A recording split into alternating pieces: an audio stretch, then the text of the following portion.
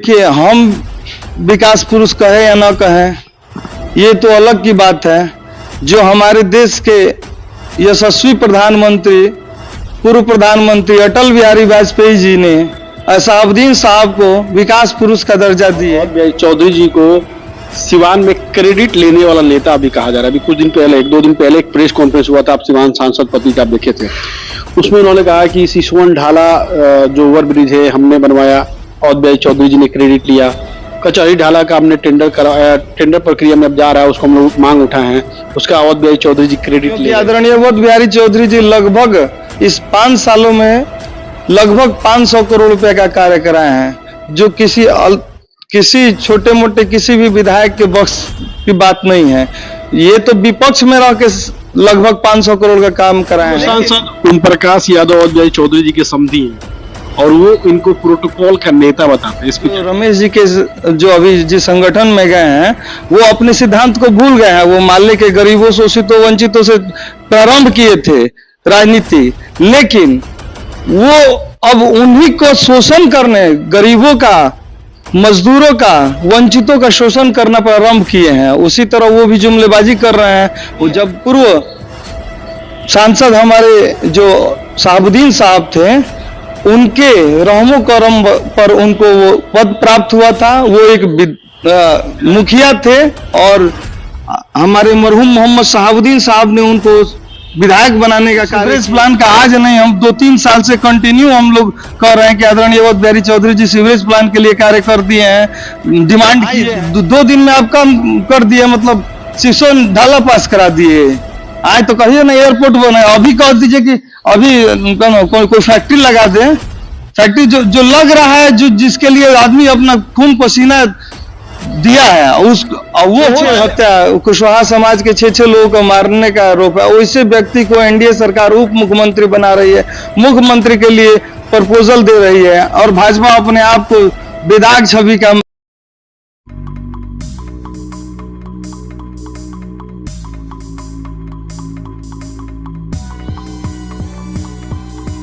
दिवाली का धमाका ऑफर आया जिमी सेल्स पर। 50% तक की छूट, 10% जीएसटी डिस्काउंट, हर खरीद पर पक्का गिफ्ट, 26,000 रुपए तक कैशबैक, और सबसे बड़ी खुशखबरी, अब सामान के साथ मिलेगा 5 लाख तक का हेल्थ इंश्योरेंस, जिससे होगा आपके और आपके परिवार का अस्पताल खर्च और बीमा राशि का पूरा कवरेज बिल्कुल फ्री। और हाँ, एक EMI माफ और 0% फाइनेंस का फायदा भी सिर्फ जिमी सेल्स पर। सबसे भरोसेमंद इलेक्ट्रॉनिक स्टोर चेन। हमारा पहला पता है बबुनिया रोड, पुराना किला मोड़, सिवान। तो इस दिवाली खुशियों का असली घर सजाइए जिमी सेल्स से। Jimmy Sales. अधिक जानकारी के लिए कॉल करें 0615431592। हमारा दूसरा पता है कलेक्ट्रेट के सामने प्रधान डाकघर के पास, दाहा नदी पुल, सिवान। अधिक जानकारी के लिए कॉल करें 0615440006। नमस्कार, मैं सचिन और आप देख रहे हैं बिहार न्यूज एक्सप्रेस। चुनाव आयोग की टीम पटना पहुंच चुकी है। लगातार बैठकों का दौर जारी है। 1 से 2 दिनों में चुनाव की घोषणा भी हो जाएगी। सभी भावी प्रत्याशी अभी पटना पहुंचे हुए हैं। इस वक्त हम सिवान सदर विधानसभा में पहुंचे हुए हैं, जहां सिवान सदर के जो विधायक हैं, पूर्व मंत्री हैं अवध बिहारी चौधरी जी, वो भी पटना प्रस्थान कर चुके हैं, क्योंकि 1 से 2 दिनों में टिकट की भी घोषणा हो जाएगी। और सिवान सदर विधानसभा में क्या कुछ माहौल होने वाला है, इसको बातचीत करने के लिए हमारे साथ राजद के नगर अध्यक्ष और युवा नेता है इंजीनियर रमेश कुमार जी, और इनसे बात करेंगे। रमेश जी, सबसे पहले आपका बिहार न्यूज एक्सप्रेस में स्वागत। बहुत बहुत धन्यवाद आपको, और सबसे पहले आपके चैनल के माध्यम से आपके दर्शकों को मेरा प्रणाम। कैसा माहौल चल रहा है? चुनाव का तैयारी कैसा चल रहा है? बहुत अच्छा, मतलब चुनाव की तैयारी चल रही है। जैसे आदरणीय तेजस्वी प्रसाद यादव जी ने जो कार्य कर दिए हैं, उससे हम लोग को थोड़ा सा चुनाव की तैयारी करने में बहुत सहूलियत हो रहा है, क्योंकि बस थोड़ा सा मोटिवेट और लोगों को मार्ग दिखा दे रहे हैं कि सच्चाई क्या है, और सच्चाई पे ही आप लोगों को इस बार चुनाव जीतना है, जनता को लड़ना है और जनता को ही जीतना है, और आदरणीय तेजस्वी प्रसाद यादव जी को मुख्यमंत्री बनाना है। वो मुख्यमंत्री बनेंगे तो जनता, यहाँ के प्रदेश के हर व्यक्ति मुख्यमंत्री के अनुसार कार्य करेगा, मुख्यमंत्री के जैसा कार्य करेगा। अवध बिहारी चौधरी जी के आप काफी करीबी हैं, और अवध बिहारी चौधरी जी को सिवान में क्रेडिट लेने वाला नेता अभी कहा जा रहा है। अभी कुछ दिन पहले, 1-2 दिन पहले एक प्रेस कॉन्फ्रेंस हुआ था, आप सिवान सांसद पति का आप देखे थे, उसमें उन्होंने कहा कि सिसवन ढाला जो ओवर ब्रिज है हमने बनवाया, अवध बिहारी चौधरी जी ने क्रेडिट लिया।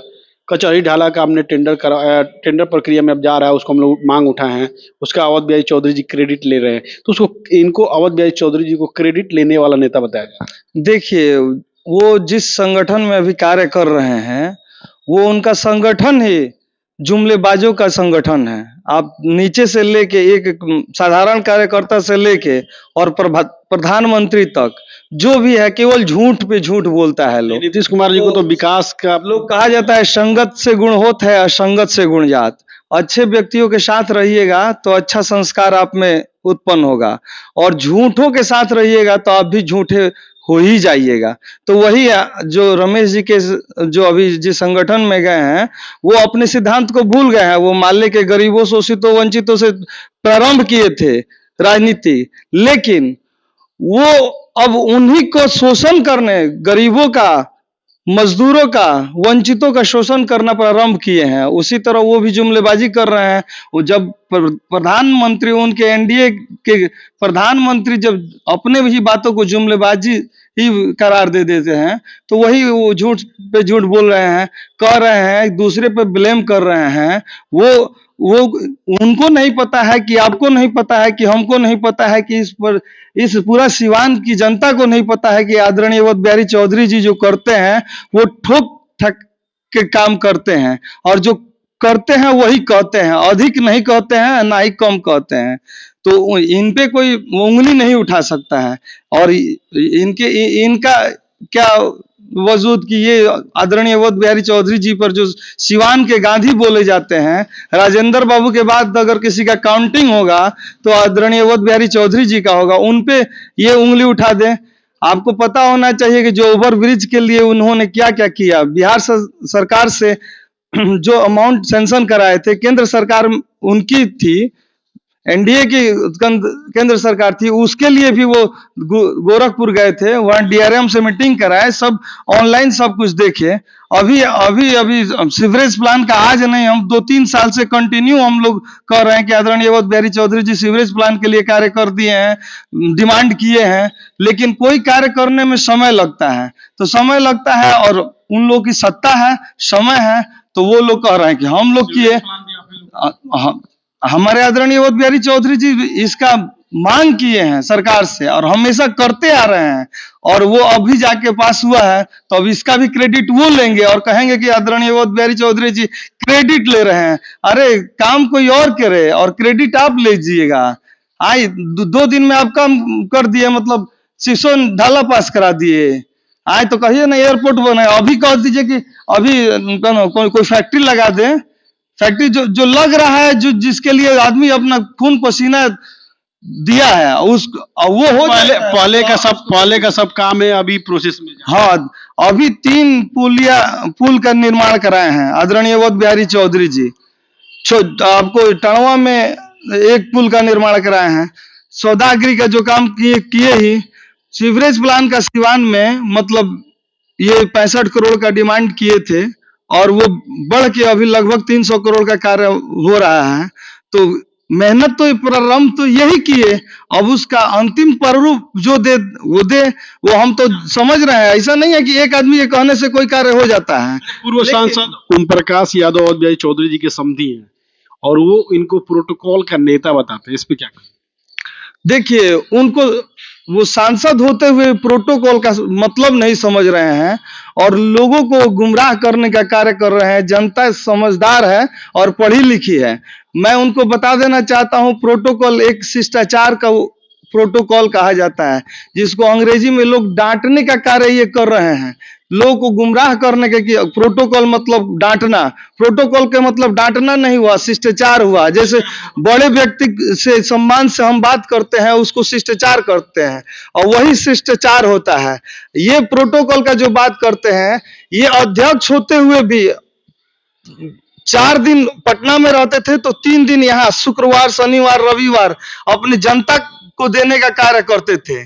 तो कहने का मतलब इतने बड़े पद पर होते हुए भी लोग से मिलना जुलना, लोगों के दुख सुख में सम्मिलित होने के लिए वो यहाँ पे आ जाते थे। आज जितने आसानी से आदरणीय अवध बिहारी चौधरी से कोई भी मिल लेता है, बाकी 8 विधानसभा सिवान में है, किसी एक नेता का नाम बता दीजिए जितना आसानी से किसी और नेता से कोई मिल लेता हो या अपना बात रख देता हो या उनके खिलाफ भी कोई बोल देता हो। आप किसी और नेता के बारे में आप एक शब्द उठा के देख लीजिए क्या और भाई चौधरी जी के बारे में बात कर ले तो लोजपा के एक नेता है रईस खान, उन्होंने इनको बोला था कि बलि का बकरा बनाते हैं और भाई चौधरी, बुजुर्ग हो चुके हैं, राजनीति अब इनको छोड़ देना चाहिए, और हरिशंकर यादव को बलि का बकरा बनाकर उसामा को सीट दिलवा दिया। तो लगातार अवध भाई चौधरी पे ये आवाज उठती रही है कि अब उनको राजनीति छोड़ देना चाहिए, पुराने हो चुके हैं। देखिए, जो ये बात बोल रहे हैं कि बलि का बकरा बनाना, तो अब भी ये गलत बात है कि बलि का बकरा हरिशंकर यादव जी जो हमारे पूर्व अभी विधायक वर्तमान विधायक हैं, वो स्वेच्छा से ओसामा बाबू को ये सीट देना पसंद किए हुए हैं और वही ओसामा बाबू के साथ भी घूम रहे हैं उनको वोट मांगने के लिए। वो जानते हैं, वो आदरणीय पूर्व सांसद हमारे जो शहाबुद्दीन साहब थे, उनके रहमो करम पर उनको वो पद प्राप्त हुआ था। वो एक मुखिया थे और हमारे मरहूम मोहम्मद शहाबुद्दीन साहब ने उनको विधायक बनाने का कार्य किए थे। तो वो अपने कर्तव्यों का निर्वहन करके अपना पद जो है उनके पुत्र ओसामा बाबू को देना चाहते हैं और स्वेच्छा से दे रहे हैं और काम भी कर रहे हैं। आदरणीय अवध बिहारी चौधरी जी उनको कोई बलि का बकरा नहीं बना रहे हैं। इनके हाथ में टिकट नहीं है कि ये किसको देते हैं नहीं देते हैं।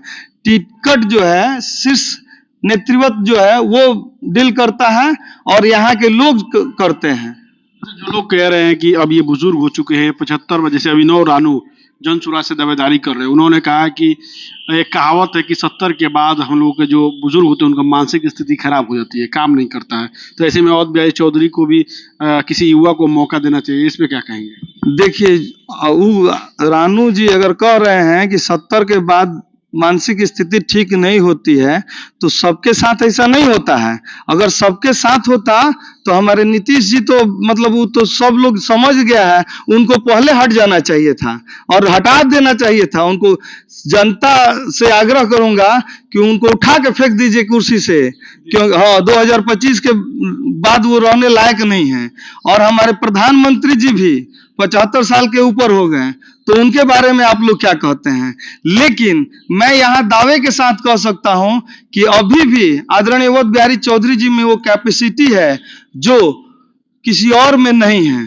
मैं 4 एग्जिट पोल दिखाया है जिसमें साफ दिखा रहा है कि इंडिया की फिर से सरकार बन रही है।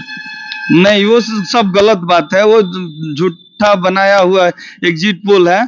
पहले सी सर्वे हुआ था, उसमें 43% लोगों ने आदरणीय तेजस्वी प्रसाद यादव जी को लाइक किया, फिर 36%, 34%। अभी भी सबसे ज्यादा कोई लाइक कर रहा है तो तेजस्वी प्रसाद यादव जी को, क्योंकि वो सभी लोगों को विश्वास है कि आदरणीय तेजस्वी प्रसाद यादव जी जो काम कर दिए हैं वो कोई नहीं कर सकता है। क्या माना जाए, अवध बिहारी चौधरी जी का टिकट फाइनल है? सिवान सदर विधानसभा से राजद महागठबंधन के वही प्रत्याशी होंगे?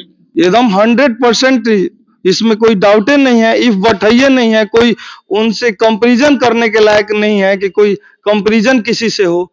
ये सुबह 7 बजे से लेकर 2 बजे रात तक कार्य करते हैं और हमेशा पटना आना जाना, कोई भी मीटिंग मतलब लीव नहीं करना, हर मीटिंग को अटेंड करना, हर जगह जाना, अपने काम में पंचुअलिटी दिखाना। सिवान में पूर्व सांसद ओम प्रकाश यादव भाजपा से लगे हुए हैं, मुकेश कुमार बंटी लगे हुए हैं, रूपल आनंद दावेदारी कर रही है, अनुराधा गुप्ता है। तो ऐसे कौन से चेहरा आएंगे जो आप लोग के लिए आसान हो जाए? क्योंकि ओम प्रकाश यादव पिछली बार चुनाव लड़े थे तो जीत का अंतर ज्यादा नहीं था, अवध बिहारी चौधरी जी ने जो जीत दर्ज की थी ज्यादा अंतर नहीं था। देखिए, हम लोगों के विरोध में जो भी आए हम लोग को आसान रहेगा, क्योंकि आदरणीय अवध बिहारी चौधरी जी लगभग इस 5 सालों में लगभग 500 करोड़ रुपए का कार्य कराए हैं, जो किसी छोटे मोटे किसी भी विधायक के बख्श की बात नहीं है।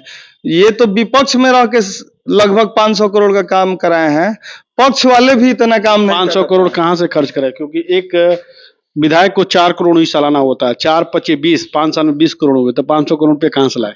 देखिए, अपना जो मत होता है वो 4 करोड़ का होता है और 4×5 आपने काउंट कर दिया। लेकिन इसके बाद भी जैसे स्वास्थ्य विभाग हो गया, शिक्षा विभाग हो गया, आरईओ हो गया, ये सब अलग अलग विभाग है और अलग अलग विभागों में जो वेटेड मतलब विधायक होते हैं वो अलग अलग विभाग, जैसे आपका नगर आवास विकास मंत्रालय हो गया, कि हर क्षेत्र में इन्होंने पैसा मंगवाया और काम करवाया है, ठीक है। इसलिए और ये आपको पता होना चाहिए कि निर्विरोध ये अध्यक्ष चुने गए थे, तो 243 विधायक ने इनको अपना अध्यक्ष माने थे। अब वो जाके विपक्ष में मंत्री भी बने हैं तो इनका वेट ज्यादा देते हैं। वो सब एक सवाल है, कि ये सब अमरजीत कुशवाहा जो आप ही के गठबंधन के विधायक है जीरादेसी, उन्होंने अपना रिपोर्ट कार्ड जारी किया कि क्या कुछ काम कराए। चुनाव में आप भी 500 करोड़ का काम दिखाएंगे ना जनता को कि हमने ये काम विकास किया। हम लोग का रिपोर्ट कार्ड भी बन रहा है और 500 करोड़ का कार्य हम लोग दिखाएंगे और हर जनता को दिखाएंगे, तभी हम उनसे वोट मांगेंगे। और एक दिन प्रेस कॉन्फ्रेंस हमारे आदरणीय अवध बिहारी चौधरी जी किए थे, लगभग 1.5-2 घंटा तक कंटिन्यू बोलते चले गए। और आप अपने इनके क्षेत्र में जाके देख लीजिए कि हर जगह सड़कों का जाल बिछा हुआ है, पुल पुलिया का कार्य हुआ है, सौदागरी का कार्य हुआ है। तो कार्य मतलब हम लोग काउंटिंग नहीं कर पाएंगे थे उस दिन, इतना कार्य। भाजपा के उप मुख्यमंत्री हैं, जो बिहार सरकार के उप मुख्यमंत्री है सम्राट चौधरी, उन पे गंभीर आरोप लग रहा है डेट ऑफ बर्थ छुपाने का, हत्या में नाम, जब राजद की सरकार थी शिल्पी जैन हत्याकांड हुआ था उसमें भी नाम आ रहा है। तो कितना प्रभाव पड़ेगा इसका चुनाव पे? देखिए, एनडीए अब धरातल पे अब नहीं है, इसलिए वो एनडीए सरकार जो अकबका गई है कि मैं क्या करूं, कैसे तेजस्वी जी का सामना करूं। एक 34 साल के कम उम्र के प्रत्याशी के खिलाफ में चारों तरफ से घेराबंदी किया जा रहा है, लेकिन कोई फायदा नहीं है। लोगों को 10-10 हजार रुपए दे के वोट खरीदने का कार्य किया जा रहा है, वोट खरीद फरोख्त हो रहा है, फिर भी बेवकूफ बनाने का। रहा बात जो आप सम्राट चौधरी के बारे में बोल रहे हैं, तो वो पूरा प्रदेश बोल रहा है कि वो एकदम बेकार के उप मुख्यमंत्री बने हुए हैं।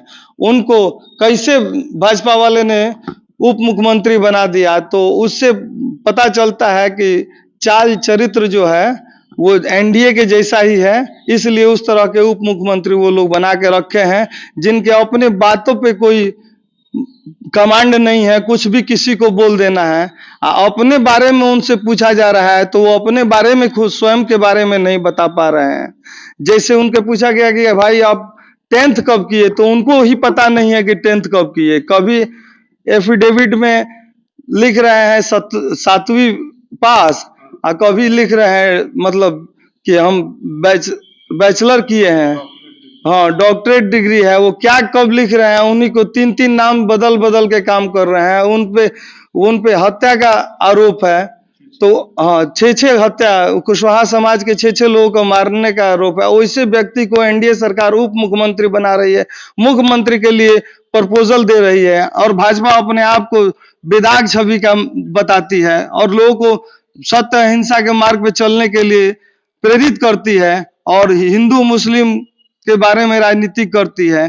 जिसके प्रतिनिधित्व करने वाले लोग ही दागदार होंगे, वो समाज को क्या और देगा। इसलिए मैं कहूंगा कि ऐसे लोगों को और ऐसे सरकार को जो बेवकूफ बनाने का कार्य अपनाए हुए हैं, पेशा अपनाए हुए हैं, उसको इस बार आप लोग छुट्टी कीजिए और आदरणीय वध बिहारी चौधरी जी को यहाँ से जिताइए और तेजस्वी जी को मुख्यमंत्री बनाइए। अगर 5 सालों में तेजस्वी जी ने आपके अनुसार प्रदेश का विकास नहीं किया तो इनको भी हटा देने का कार्य आप कीजिए। उसामा साहब पूर्व दिवंगत सांसद जो मरहूम हैं मोहम्मद शहाबुद्दीन साहब के पुत्र हैं, चुनावी मैदान में उतर रहे। क्या लग रहा है कि मोहम्मद शहाबुद्दीन विकास पुरुष कहा जाता था, उनकी राहों पर उसामा साहब चलकर कामयाब बनेंगे? देखिए, हम विकास पुरुष कहे या ना कहे ये तो अलग की बात है। जो हमारे देश के यशस्वी प्रधानमंत्री, पूर्व प्रधानमंत्री अटल बिहारी वाजपेयी जी ने शहाबुद्दीन साहब को विकास पुरुष का दर्जा दिए, तो ये बहुत बड़ी बात है। 100% वो कार्य करेंगे, जैसे पिता होते हैं उसी तरह का पुत्र होते हैं। और हम लोग का और पूरे जनता का ये उम्मीद है कि उसामा साहब भी उनसे 2 कदम आगे बढ़ के विकास करेंगे। जो अच्छे कार्य शहाबुद्दीन साहब ने किए थे, उनसे आगे बढ़ के और विकास करेंगे सिवान में। क्या अपील करेंगे सिवान की जनता से? मैं सिवान की जनता से ये अपील करूंगा कि आप ना मेरा सुनिए ना आप इनका सुनिए, सिर्फ अपना सुनिए। जो आपको अच्छा लगे उसको चुनिए। जैसे आदरणीय अवध बिहारी चौधरी जी लगभग 50 सालों से आपकी निरंतर सेवा करते आ रहे हैं और इतना एग्रेसिव मोड में काम करते हैं कि आपका और आपके इस सिवान का सर ऊंचा होता है। पूरे प्रदेश में लोग गर्व से सिवान का नाम लेते हैं, आदरणीय अवध बिहारी चौधरी जी का नाम लेते हैं, जिससे हम लोगों को भी मान प्रतिष्ठा और आगे बढ़ती है। तो इसलिए आप लोग अवध बिहारी चौधरी जी को यहाँ से विधायक बनाइए, जिससे तेजस्वी प्रसाद यादव जी एक युवा हैं और मजबूत दावेदार हैं और निष्पक्ष होके सबका विकास करने पर फोकस करते हैं। उनका जो भी उनका मैनिफेस्टो है उसमें शिक्षा, स्वास्थ्य, रोजगार पे विशेष ध्यान रख रहे हैं। आपको जातिगत जनगणना करा के कितना लोग पीछे हैं उन सबको और उन्नति के तरफ ले जाने का कार्य करेंगे।